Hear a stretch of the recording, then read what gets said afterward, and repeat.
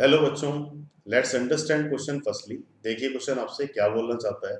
Question में दिया हुआ है X unknown reacting compound in presence of diluted base it can provide beta hydroxy ketone. तो X can't be, that means कि इन चारों में से एक्स क्या नहीं होगा। तो पहले तो रिएक्शन का फॉर्मेट समझते हैं। किसी भी कंपाउंड को एक्स को आपने रिएक्शन करा दिया डाइल्यूटेड बेस से और रिजल्ट बन रहा है beta hydroxy ketone. That means की product should having hydroxy group as well as ketone group.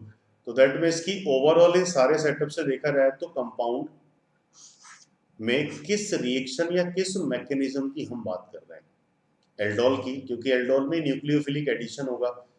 तो इन चारों में से अगर हम एल्डोल के बिहाफ पे इस रिएक्शन को स्टार्ट करें तो एल्डोल की बैरियर कंडीशन ये होती है कि compound should having minimum one alpha hydrogen. तो अल्फा हाइड्रोजन है तो एल्डोल रिएक्शन होगा, और अल्फा हाइड्रोजन नहीं है तो हम एल्डोल की बात नहीं कर पाएंगे। तो first compound having alpha hydrogen, it can shows aldol. Second compound also having alpha hydrogen atom, it also can shows aldol. Third compound is also having alpha hydrogen in various manner, it also can shows aldol. But fourth option आपको दिया हुआ है benzaldehyde.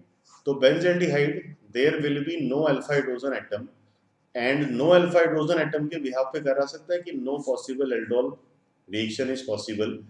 तो X can't be, किस reacting molecule से ये reaction हम start नहीं कर पाएंगे। Reacting molecule should be formaldehyde. Reason simple है, ये एल्डोल कंडेंसेशन एक्सप्रेस ही नहीं कर पाएगा because there will be no alpha hydrogen atom in it. तो I hope you all understood this question. All the best.